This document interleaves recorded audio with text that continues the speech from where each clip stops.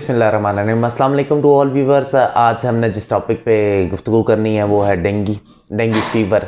Dinghy पे already हमारी एक पूरी डिटेल्ड वीडियो मौजूद है, लेकिन चूंकि आजकल फिर डेंगी बहुत ज़्यादा फैला हुआ है, एज एपिडेमिक बहुत ज़्यादा फैल रहा है, इस वजह से हम डेंगी के ऊपर जो मेन चीज़ें और होम्योपैथी का रोल है उस पर गुफ्तगू करेंगे। डेंगी फीवर बेसिकली मच्छर के काटने से होता है, और मच्छर भी वो जो साफ़ पानी के ऊपर आता है।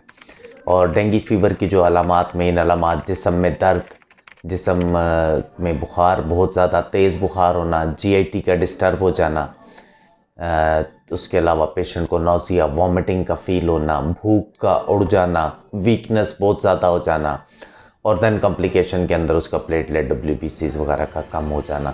इसके 3 फेजेज़ हैं जो प्रीवियस वीडियो में हम बता चुके हैं। 85% पेशेंट्स जो है पहली स्टेज से ही जो हाई ग्रेड फीवर की होती है वहीं से रिवर्स हो जाते हैं। देन कुछ पेशेंट जो हैं वो कॉम्प्लिकेशंस के अंदर जाते हैं। डेंगी फीवर के लिए सबसे ज़्यादा ज़रूरी है इसकी प्रिवेंशन। जो इसके प्रिवेंटिव मेजर हैं, जो गवर्नमेंट ऑफ पाकिस्तान जो पाकिस्तान में रहते हैं वो भी आजकल सबको बता रही है, और एहतियात सबसे ज़्यादा ज़रूरी है, क्योंकि वायरल डिजीज़ है, फैलती है एक पेशेंट से दूसरे पेशेंट को।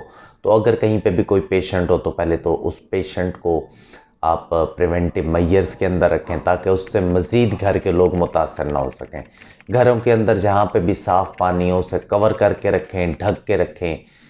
पूरे आस्तीनों वाली शर्ट और इन चीज़ों का इस्तेमाल करें घर के अंदर। घर के अंदर मच्छरों का जो स्प्रे होता है, मच्छर मारने के लिए उस स्प्रे और उन चीज़ों का इस्तेमाल करें। ये वो प्रिवेंटिव मेजर हैं जो इस वक्त बताए भी जा रहे हैं और बहुत ज़्यादा ज़रूरी भी हैं, ताकि आप इससे बच सकें। इसके बावजूद मच्छर है कहीं ना कहीं से इंसान को काट ही लेता है और उसको इसकी सिम्टम्स आने लग जाती हैं। तो उसके अंदर होम्योपैथिक मेडिसिन का रोल इसके अंदर बहुत इम्पॉर्टेंट है, और बहुत कंफर्टेबल वे के अंदर होम्योपैथिक ट्रीटमेंट से हम पेशेंट को ट्रीट कर सकते हैं।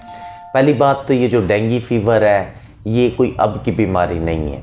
क्योंकि हम होम्योपैथिक मेडिसिन के रेफरेंस में बात करने लगे हैं, तो होम्योपैथिक मेडिसिन का भी रेफरेंस लें तो 1902 में डॉक्टर जॉन हेनरी क्लार्क की बुक मौजूद है। उसके अंदर मल्टीपल रेमेडीज़ हैं जिनके अंदर इस बुखार का जिक्र किया हुआ है, जिसकी एग्जांपल मैं देता हूँ जो इसकी इफ़ेक्टिव रेमेडी भी हैं, जैसे यूपेटोरियम परफोलिएटम डेंगी के लिए एक बहुत ज़्यादा इफेक्टिव रेमेडी है। यूपेटोरियम को जब हम पढ़ते हैं तो उसके लिए क्लियरली उसके अंदर लिखा हुआ है डेंगी फीवर, और कुछ जगहों पे कुछ ऑथर्स ने इसे डेंगो फीवर लिखा हुआ है। वो यही बुखार है और इसके सिम्टम्स भी यही हैं। तमाम हड्डियों में, जिस्म के अंदर शदीद किस्म का दर्द, पेशेंट को तेज़ बुखार, हाई ग्रेड फीवर का हो जाना, भूख का ना लगना, जीआईटी का डिस्टर्ब हो जाना, यानी वो तमाम सिम्टम जो डेंगी डिजीज़ के अंदर है वो इस एक दवा यूपेटोरियम परफोलिएटम के अंदर मौजूद हैं, और इससे हम बड़े इजीली इसके पेशेंट को मैनेज कर सकते हैं। उसके बाद दूसरी दवा है रस्टॉक्स को अगर हम पढ़ते हैं, रस्टॉक्सिकॉन्ड्रोन पूरा नाम है, एंटी वायरल रेमेडी है। डेंगी भी एक वायरल डिजीज़ है।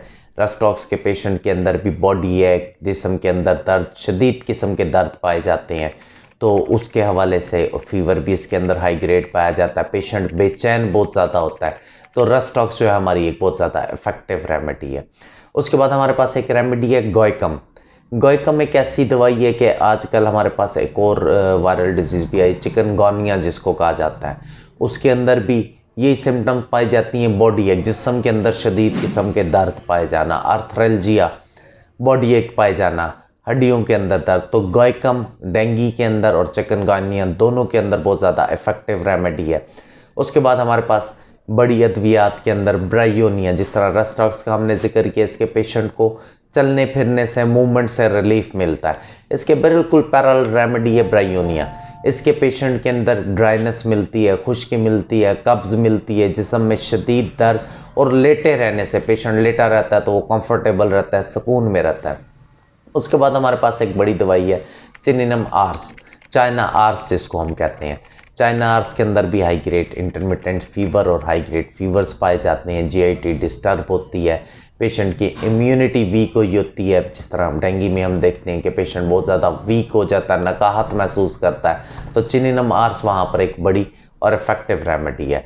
उसके अलावा हमारे पास मलेरिया, आपको कि ये मलेरिया से बनता है, मलेरिया का नोसोड और मलेरिया का जो एनाफिलैक्स जो इसका मॉस्किटो है वो जनरली गंदे पानी के ऊपर आता है, लेकिन मलेरिया ऑफ की भी एक बड़ी डोज जो है वो डेंगू के पेशेंट में बहुत ज़्यादा इफेक्टिव पाई गई है। इसके अलावा भी होम्योपैथिक सिस्टम के अंदर मेडिसिन है, जिस तरह प्रीवियस वीडियोस में भी आप लोगों को बताया कि होम्योपैथिक सिस्टम की जो रेमेडीज़ हैं वो कॉजेशन, टोटलिटी ऑफ सिम्टम्स उनको कंक्लूड करके बनाई जाती हैं और उसके मुताबिक उसका इलाज किया जाता है।